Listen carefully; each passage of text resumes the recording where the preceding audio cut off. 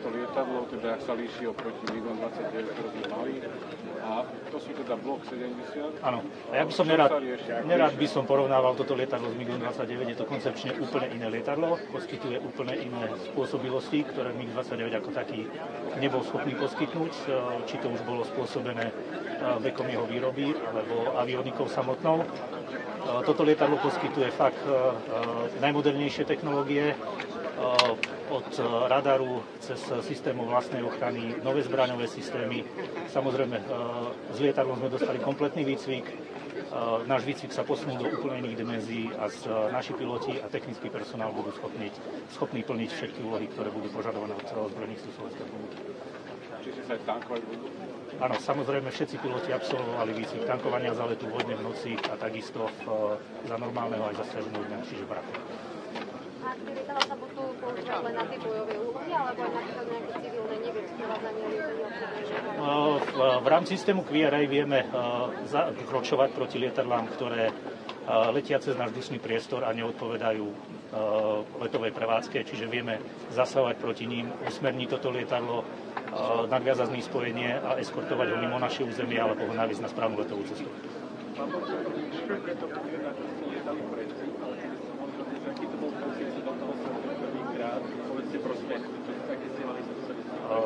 Čiže ja som začal výcvik na leteckej základni Sliač na lietadlo 39. Prešiel som si kompletným výcvikom, teda začal som ako študent.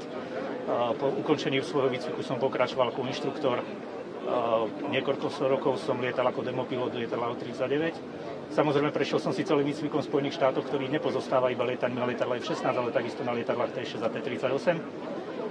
A vlastne toto lietadlo je privilegium, je to pre mňa čest a robím to veľmi rád každý jeden deň, keď mám možnosť si sadnúť do tohto lietadla.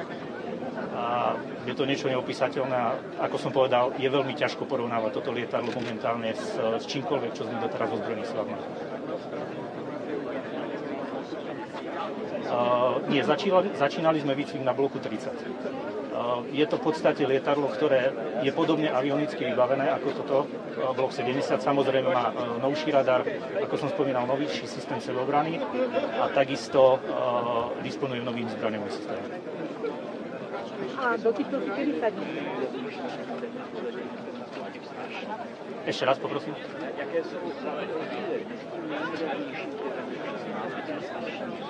Hlavný rozdiel je v systéme radiolokátora. Tento radiolokátor je takmer identický s lietadlom F-35, čiže toto je, dá sa povedať, taký game changer tohto lietadla.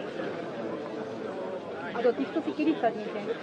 Musíme teraz sprocesovať vlastne kompletne administratívu tohto lietadla, musíme ho zapísať do nášho vojenského registra, potom spraviť akceptačné skúšky lietadla, a nakoniec sa vykoná zálet lietadla a po zálete lietadla sme schopní toto lietadlo používať. Čiže koľko to asi bude trvať? Neviem vám povedať, robíme to úprimne prvýkrát s takýmto druhom techniky, takže uvidíme. Vlastne náš technický personál sa taktiež školí v Spojených štátoch, čiže to bude robiť taktiež prvýkrát. Nechceme nič urýchliť, aby nevznikli nejaké zbytočné problémy. Čiže technický personál sú tiež Slováci? Áno, technický personál je plne vycvičený. Personál 81. krídla Sliač prešiel výcvikom v Spojených štátoch. Bol taktiež náročný výcvik ako výcvik pilotov. A nemali sme žiadny, odpad z pilotov, čiže všetci s technikou, čiže celý technický personál, tak ako sme ho vyslali, sa navrátil naspäť. A z pilotov bol nejaký odpad? Mali sme nejaký, ale to k výcviku Spojených štátov patrí.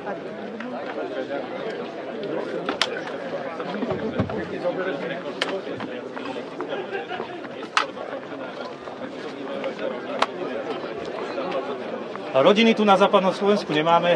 Rodiny si museli s nami, musím povedať, vytrpieť aj 3+ roky v Spojených štátoch, takže oni sú na to zvyknutí. Takže jeden hovor? Nie.